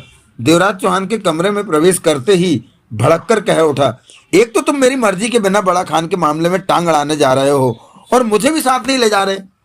देवराज चौहान मुस्कुराकर कुर्सी पर जा बैठा। जगमोहन ने आगे कहा, जानते हो वहां कितना खतरा है? पारसनाथ बता रहा था कि बड़ा खान खतरनाक है। उसका एक कारनामा मैं तब देख चुका हूं जब उसने सूरजभान को मार डालना चाहा। मैं तुम्हारे साथ जाऊंगा तो ठीक होगा, कम से कम मैं वहां इंस्पेक्टर सूरज भान यादव बनकर जा रहा हूं, देवराज चौहान ने कहा। तो अगर मैं वहां इंस्पेक्टर सूरज भान यादव बनकर जा रहा तो मुझे तुम्हारी सहायता की जरूरत नहीं पड़ेगी। ना बने रहे तो तुम्हें बुला लूंगा और हम खुले तौर पर बड़ा खान के खिलाफ जंग छेड़ देंगे। जानते हो, तुम्हें दो तरफ का खतरा है, एक बड़ा खान का और दूसरी तरफ पुलिस। पुलिस की वर्दी पहनकर तुम पुलिस वालों के बीच रहोगे, कोई भी तुम्हें पहचान सकता है कि तुम देवराज चौहान हो।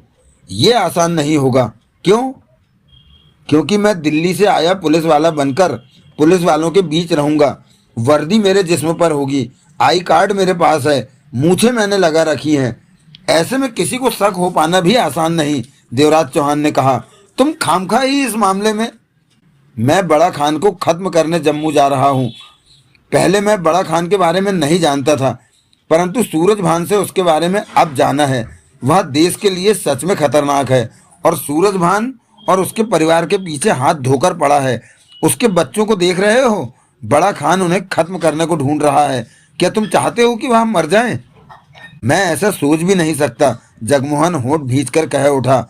बड़ा खान एक के बाद एक आतंकवादी वारदातें कर रहा है, भरे बाजार में बम विस्फोट करा देता है या उसके आदमी मासूम जनता पर गोलियां चलाकर भाग जाते हैं।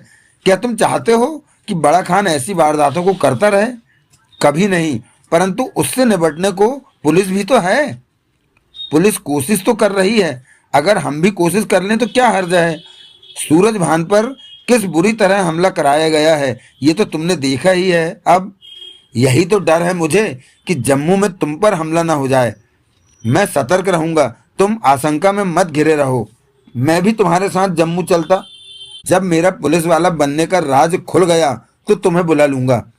मतलब कि तुम सोच चुके हो कि अकेले ही जम्मू जाओगे, ऐसा ही समझ लो। तो ये वादा है तुम्हारा कि पुलिस वाला नहीं होने का राज खुलते ही तुम मुझे बुला लोगे? वादा। उसके बाद देवराज चौहान उसी रात ट्रेन से जम्मू आ गया था। फिर जो हुआ वह सामने ही है। देवराज चौहान ने गहरी सांस लेकर लैपटॉप की स्क्रीन पर नजर मारी। जम्मू के नक्शे पर नजर आ रहा बिंदु अब खैबर इलाके से दूर जा रहा था। खैबर इलाके में जब्बार मलिक जहां रुका था वह जगह नक्शे के सहारे देखकर देवराज चौहान ने एक कागज पर नोट कर ली थी और अब देखना चाहता था कि जब्बार कहाँ जाता है। चमकीला बिंदु हौले हौले सरक रहा था लैपटॉप के नक्शे पर। देवराज चौहान ने मोबाइल निकाला और जगमोहन का नंबर मिलाने लगा। फौरन ही जगमोहन से बात हो गई। सूरज भान कैसा है? देवराज चौहान ने पूछा। पहले से बेहतर है, इतना भी बेहतर नहीं कि चल फिर सके। जख्मों पर टांके लगे हैं। अब वह बैठकर खाने लगा है और उसकी पत्नी बच्चे उसका ध्यान रख रहे हैं। उसका परिवार अच्छा है। डॉक्टर सुबह शाम आता है, इंजेक्शन लगा जाता है, कुछ दवाएं भी दे दी हैं अब खाने को। पारसनाथ भी दिन में एक चक्कर लगा जाता है। डिसूजा हम सबकी जरूरतों का पूरा ख्याल रख रहा है और मुझे तुम्हारी चिंता लगी हुई है। और कुछ पूछना है? देवराज चौहान मुस्कुरा पड़ा। तुम उखड़े हुए क्यों हो? जब से तुम जम्मू गए हो मुझे कुछ नहीं बताया कि तुम क्या कर रहे हो, और वह ही बताने के लिए अब तुम्हें फोन किया है। वादा जो किया था तुमसे, देवराज चौहान ने कहा। तो तुम्हारे नकली पुलिस होने का राज खुल गया? उधर से जगमोहन ने बेचैनी से कहा। मैंने खोल दिया। खोल दिया का क्या मतलब? मैं तुम्हें सब कुछ बताता हूँ, यहाँ मैंने जो किया वह सुन लो। उसके बाद देवराज चौहान ने सब कुछ बता दिया। पूरी बात सुनने के बाद उधर से बौखलाया सा जगमोहन कह उठा। ये तुमने क्या किया? जब्बार मलिक को जेल से फरार करवा दिया? यही तो मेरी चाल है। हालांकि रिवॉल्वर में लगी माइक्रोचिप की वजह से मैं उस पर नजर रखे हुए हूँ, परंतु वह शीघ्र ही मुझसे संबंध बनाएगा, मुझे फोन करेगा, मुझसे सहायता मांगेगा। क्यों? क्योंकि बड़ा खान अब जब्बार मलिक को स्वीकार नहीं करेगा। क्यों? क्यों नहीं करेगा स्वीकार? जब्बार मलिक ने मुझे बड़ा खान के बारे में बताया और समझौते के तहत मैंने उसे जेल से फरार करवा दिया है। लेकिन जब्बार ने तुम्हें तो कुछ बताया ही नहीं। उधर से जगमोहन की आवाज कानों में पड़ी। सही कहा, परंतु ये बात जब्बार जानता है, मैं जानता हूँ, परंतु बड़ा खान नहीं जानता। जब्बार बड़ा खान को कितना भी यकीन दिला ले कि उसने इंस्पेक्टर सूरज भान को कुछ नहीं बताया, परंतु बड़ा खान उसकी बात पर कभी भी यकीन नहीं करेगा। वह यही सोचेगा कि जब्बार को मैंने खामखा जेल से नहीं निकाला होगा। कुछ बात तो है ही। बड़ा खान सतर्क हो जाएगा। वह जब्बार को अपने पास भी नहीं भटकने देगा। इससे तुम्हें क्या फायदा हुआ? बड़ा खान मेरी चाल में फंसकर अपने एक खतरनाक आदमी से हाथ धो बैठा। जब्बार पर वह शक करेगा और हो सकता है कि वह जब्बार को यह सोचकर मारने की कोशिश करे कि कहीं जब्बार पुलिस का जासूस तो नहीं बन गया और अब उसे फंसाने या मारने आ रहा हो। जगमोहन की गंभीर आवाज कानों में पड़ी। बड़ा खान ने जब्बार को मार दिया तो खेल खत्म। जब्बार कम चालाक और फुर्तीला नहीं है। वह चौकस रहने वाला इंसान है। जल्दी ही उसे हालातों का आभास हो जाएगा और अंत में जब्बार को एक रास्ता दिखेगा जो मेरी तरफ आता है। वह मुझे फोन जरूर करेगा। मेरा नंबर याद है उसे। देवराज चौहान ने विश्वास भरे स्वर में कहा। बहुत गहरी चाल खेली तुमने। जगमोहन के गहरी सांस लेने की आवाज आई। मान लो कि जब्बार अपनी जान बचाने की खातिर तुम्हें फोन करे, परंतु इससे तुम्हें क्या फायदा होगा? मैं जब्बार की जान बड़ा खान से तभी बचाऊंगा जब वह मुझे बड़ा खान के बारे में बताना शुरू करेगा। तब तक जब्बार टूट चुका होगा और आसानी से अपना मुंह खोल देगा। देवराज चौहान ने कहा। मैं जम्मू आ रहा हूं। अब तुम मुझे आने से रोकना नहीं। जगमोहन की आवाज कानों में पड़ी। देवराज चौहान ने मुस्कुराते हुए कहा, स्टेशन से मुझे फोन करना, तब तुम्हें बताऊंगा कि तुम्हें कहाँ आना है और सूरज भान को ये सब बातें बता दो ताकि जब्बार मलिक के जेल से फरार होने की खबर सुनकर वह उखड़े नहीं। तो दोस्तों, आज का यह एपिसोड यही समाप्त होता है। इसके पश्चात आपसे मुलाकात होगी खाकी से गद्दारी के चौथे एपिसोड में। तब तक के लिए जय हिंद, जय भारत, वंदे मातरम। और हाँ, अपना ख्याल अवश्य रखिएगा। और दोस्तों, कमेंट्स बहुत कम आ रहे हैं। कृपया कमेंट्स और लाइक अवश्य करते रहें। और व्यू भी बहुत कम है, तो कृपया व्यू भी बढ़ाएं। चलिए मिलते हैं खाकी से गद्दारी के चौथे एपिसोड में। धन्यवाद, थैंक यू, शुक्रिया।